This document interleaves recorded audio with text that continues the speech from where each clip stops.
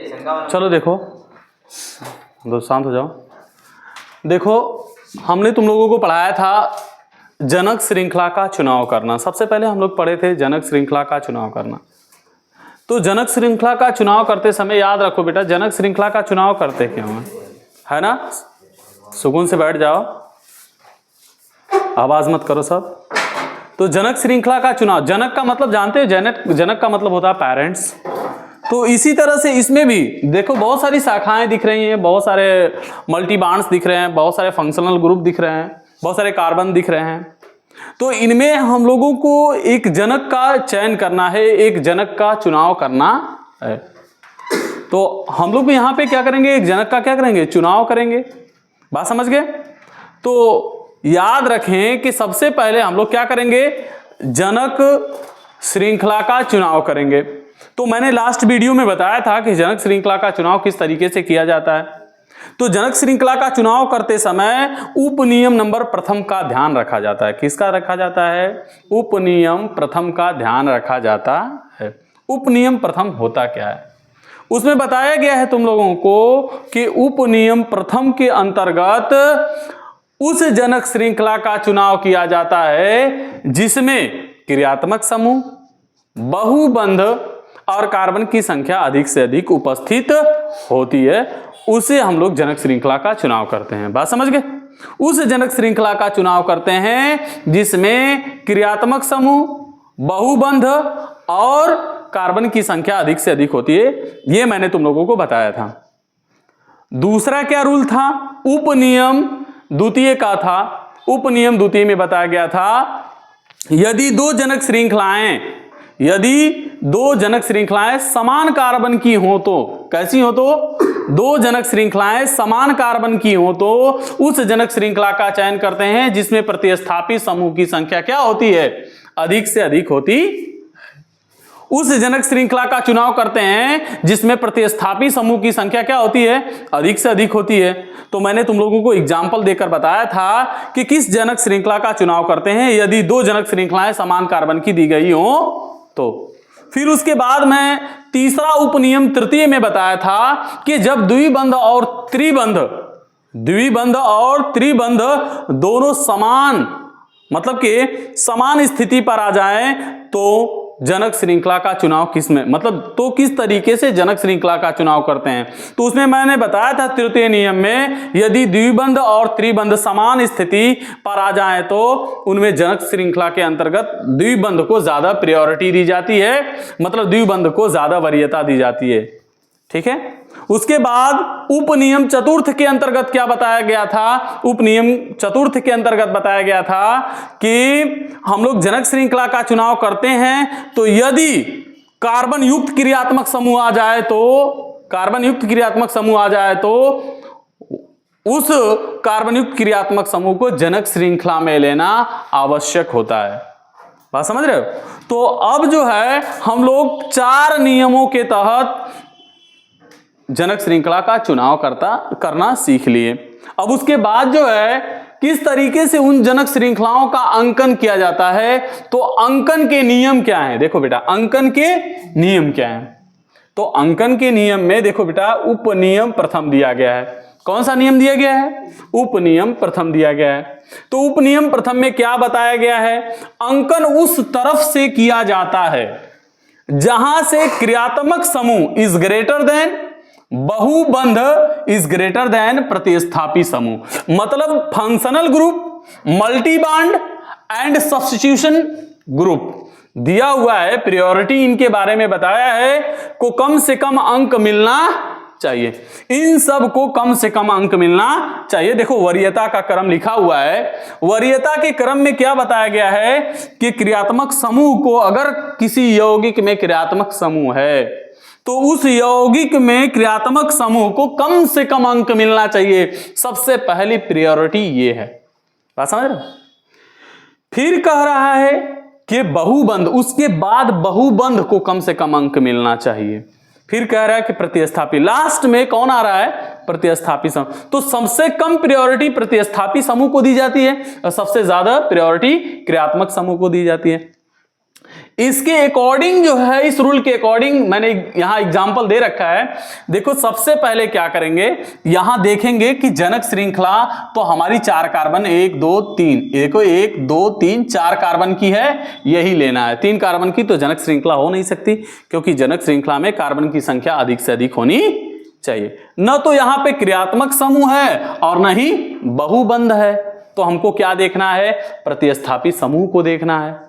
तो प्रतिस्थापी समूह को रूल अकॉर्डिंग टू रूल के अकॉर्डिंग प्रतिस्थापी समूह को कम से कम अंक मिलना चाहिए। तो काउंटिंग कहां से की जाए, यहां से 1 2, दूसरे नंबर पे देखो यहां से काउंट करते हैं तो 1 2 3 4। देख लो बेटा दूसरे नंबर पे प्रतिस्थापी समूह मिला कि नहीं मिला, दूसरे नंबर पे प्रतिस्थापी समूह मिल रहा है। और यहां से काउंट जब करते हैं तो 1 2 3 4। बोलो बेटा 2 कम है कि 3, 2 कम है ना। तो मैंने कहा अंकन के नियमानुसार प्रतिस्थापी समूह को कम से कम अंक मिलना चाहिए। तो मान्य कौन होगा, 2 वाला कि 3 वाला, 2 वाला ना। प्रतिस्थापी समूह को कम से कम अंक मिलेगा 2। तो इसका मतलब कि अंकन यहां से शुरू कर देंगे, जिससे इस प्रतिस्थापी समूह को कम से कम अंक मिल जाएगा। अकॉर्डिंग टू रूल फर्स्ट, हाँ ना, उपनियम प्रथम के अनुसार हम लोग समझते हैं कि प्रतिस्थापी समूह को कम से कम अंक मिलना चाहिए। तो हम लोगों ने 1 दूसरे नंबर पे दे दिया। अगर इधर से काउंट करते तो 1 2 तीसरे नंबर पे आता, तो वो 3 ज्यादा है 2 से, इसलिए हम लोग यहां से काउंट करेंगे ताकि इसको कम से कम अंक मिल सके। दूसरा एग्जाम्पल देखो आप लोग, दूसरा एग्जाम्पल 1 2 3, 3 कार्बन की जनक श्रृंखला तो ले नहीं सकते, तो हमारे पास जनक श्रृंखला 1 2 3 4 कार्बन की है। तो अब कह रहा है, देखो यहां पे एक पॉइंट वाली बात है कि यहां पे 1 दूसरे नंबर पे प्रतिस्थापी है, लेकिन यहां पे देखो पहले नंबर पे क्या है, पहले नंबर पे बहुबंध है, मतलब द्विबंध उपस्थित है। पहले कार्बन पर द्विबंध उपस्थित है। तो आप बोलो हम लोग कहां से अंकन किया जाए। तो देखो यहां पे लिखा क्रियात्मक समूह, बहुबंध, प्रतिस्थापी समूह। प्रतिस्थापी समूह से पहले किसको प्रायोरिटी दी गई है, बहुबंध को। तो हम लोग सबसे पहले अंकन कहां से करेंगे, बहुबंध से। 1 2 3 और 4 काउंटिंग कर दिए, और काउंटिंग करने के बाद इसका नामकरण करेंगे भी। तो 1 2 3 4 यहां से करते हैं तो 1 2 3, तीसरे नंबर पे मिल रहा है डबल बॉन्ड, लेकिन हमको कम से कम देना है अंक किसको, बहुबंध को। प्रतिस्थापी से भी पहले बहुबंध को ध्यान में रखा जाना चाहिए। तीसरा एग्जाम्पल क्या है बेटा, तीसरा एग्जाम्पल ये है, देख लो ये जनक श्रृंखला 4 कार्बन की हमारे पास है। कितने कार्बन की है, 4 कार्बन की ये जनक श्रृंखला है।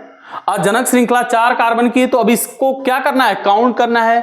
किधर से काउंटिंग इसकी की जाए, अंकन किधर से किया जाए। यहां से करेंगे तो देखो 1 नंबर डबल बॉन्ड को मिल रहा है, 2 तीसरे नंबर पे क्रियात्मक समूह, 3 नंबर क्रियात्मक समूह को मिल रहा है। तो यहां से करेंगे 1 2 नंबर मिल रहा है। तो क्रियात्मक समूह को अब कम से कम अंक मिलना चाहिए, क्योंकि डबल बॉन्ड से ज्यादा प्रायोरिटी किसको दी जाती है, क्रियात्मक समूह को। लिखा हुआ है डबल बॉन्ड से ज्यादा प्रायोरिटी किसको दी जाती है, क्रियात्मक समूह को दी जाती है। तो यहां से अब प्रायोरिटी किसको दी जाएगी, क्रियात्मक समूह को। तो अंकन यहां से नहीं करके यहां से करेंगे। यहां से करेंगे तो देखो 1 2 3 नंबर मिल रहा है, और यहां से करेंगे तो 1 2 नंबर मिल रहा है। तो बोलो प्रायोरिटी इसको कम से कम, मतलब अधिक से अधिक प्रायोरिटी दी जाएगी, तो कम से कम अंक मिलना चाहिए ना इसको, इसलिए यहां से काउंट हुआ 1 2। बात समझ रहे हो। तो ये हुआ उपनियम प्रथम कंप्लीट। फिर उसके बाद देखो उपनियम द्वितीय का उपनियम द्वितीय को 2 पार्ट्स में डिवाइड किया गया है, ए और बी के तहत डिवाइड किया गया है। तो देखो बताया जा रहा है कि उपनियम द्वितीय के अंतर्गत क्या, ए यदि 2 प्रतिस्थापी समूह एक ही स्थिति पर आ जाए तो अंग्रेजी वर्णमाला का प्रयोग करना चाहिए। एक ही स्थिति पर 2 प्रतिस्थापी समूह यदि एक ही स्थिति पर आ जाए तो अंग्रेजी वर्णमाला का प्रयोग करना चाहिए। देखो बेटा 1 2 3, देखो 2 3 दूसरे और तीसरे पोजीशन पे आ रहे हैं, काउंट कर दे रहे हैं 1 2 3। इधर से काउंट करो 1 2 3। देख लो बेटा दोनों तरफ से इनकी पोजीशन सेम है, दूसरे और तीसरे कार्बन पे, इधर से भी दूसरे और तीसरे कार्बन पे। तो जब दोनों सेम पोजीशन पे आ रहे हैं, दोनों समान स्थिति पर आ रहे हैं, तो हम लोगों को किसका प्रयोग करना चाहिए, सिंपल सी बात है अंग्रेजी वर्णमाला। अंग्रेजी वर्णमाला में ए आता है, बी आता है, सी आता है, डी आता है, ऐसे आते हैं। तो हम लोगों को अंग्रेजी वर्णमाला के अनुसार अंग्रेजी वर्णमाला के अनुसार हम लोग काउंट करेंगे तो सबसे पहले प्रायोरिटी किसको दें, बी को या सी को? तो हम लोग बी को प्रायोरिटी देंगे। तो इसका मतलब 1 2 3 और 4। तो अंग्रेजी वर्णमाला के अनुसार हमने अंकन कर दिया। बी को ज्यादा प्रायोरिटी देंगे क्योंकि बी पहले आता है फिर सी आता है अंग्रेजी वर्णमाला के अनुसार, इसलिए हमने अंकन करते समय बी को ज्यादा प्रायोरिटी दी, सी को कम। ठीक है।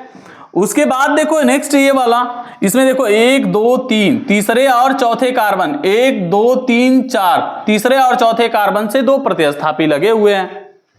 जब तीसरे और चौथे से 2 प्रतिस्थापी लगे हैं तो अब इनमें देखते हैं कि अंग्रेजी वर्णमाला का यहां भी प्रयोग करेंगे।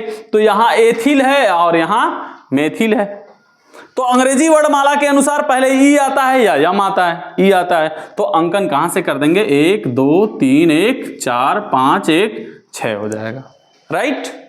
उसके बाद देखो अब आते हैं, यदि द्विबंध और त्रिबंध एक ही स्थिति पर आते हैं तो द्विबंध को त्रिबंध से ज्यादा वरीयता दी जाती है।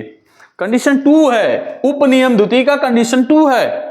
और उपनियम द्वितीय का कंडीशन 2 में क्या देखा गया, यदि द्विबंध और त्रिबंध एक ही स्थिति पर आते हैं तो द्विबंध को त्रिबंध से ज्यादा वरीयता दी जाती है। तो देख लो बेटा, डबल बॉन्ड और ट्रिपल बॉन्ड देख रहे हो ना, डबल और ट्रिपल बॉन्ड 1 2 3 4 5 1 2 3 4 5, मतलब पहले स्थान पर यहां डबल बॉन्ड है, यहां पहले स्थान पर ट्रिपल बॉन्ड है। तो डबल और ट्रिपल बॉन्ड में से किसको प्रायोरिटी ज्यादा दी जाती है, डबल बॉन्ड को। तो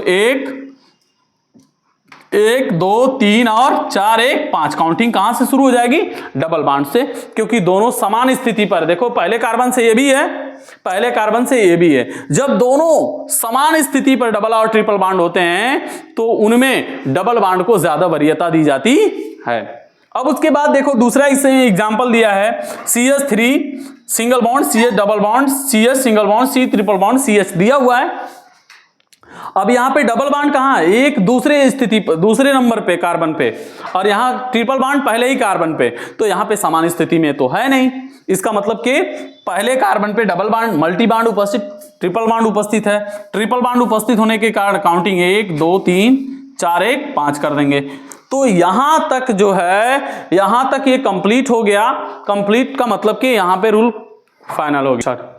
देखो उपनियम अब तृतीय, उपनियम तृतीय क्या है, मैंने कहा उपनियम थर्ड जो है, उपनियम थर्ड के अकॉर्डिंग बताया जाता है यदि एक से ज्यादा प्रतिस्थापी समूह हो, तो मतलब किसी कार्बनिक यौगिक में एक से ज्यादा अगर प्रतिस्थापी समूह हो तो न्यूनतम अंक नियम का क्या करना चाहिए, पालन करना चाहिए। न्यूनतम अंक नियम का पालन करना चाहिए, इसका मतलब मीन्स क्या है न्यूनतम अंक नियम का पालन।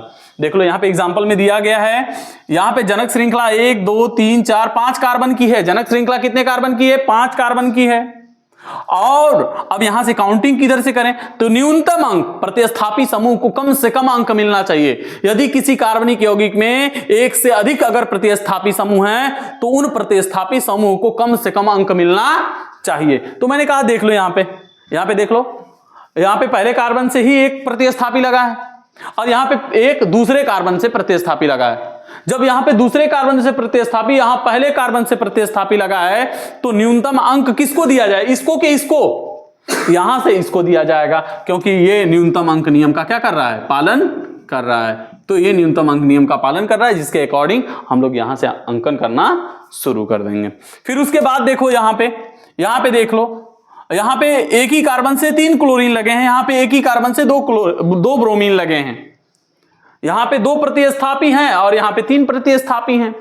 तो कह रहे हो सर यहां पे Br आ रहा है तो काउंटिंग यहीं से कर देते हैं, यहां पे Cl है। तो मैंने कहा नहीं, देखा जाता है कि एक से अधिक अगर प्रतिस्थापी समूह हैं, अगर किसी कार्बन से एक से अधिक प्रतिस्थापी समूह जुड़े हैं तो यहां पे 2 ही प्रतिस्थापी, यहां पे 3, तो 3 प्रतिस्थापी हैं। अगर यहां से काउंट करेंगे तो इन तीनों प्रतिस्थापी को कम से कम अंक मिल जाएगा, जो न्यूनतम अंक नियम का पालन करना शुरू कर देंगे तो 1 2 हो जाएगा। ये इस तरह से काउंट कर देंगे, क्योंकि 3 प्रतिस्थापी को 1 नंबर मिल रहा है, यहां पे 2 ही प्रतिस्थापी। अगर यहां पे काउंट करते तो यहां पे 2 ही प्रतिस्थापी को कितना अंक मिलता है, 1, और यहां से काउंट किए हैं तो 3 प्रतिस्थापी को 1 अंक मिला है।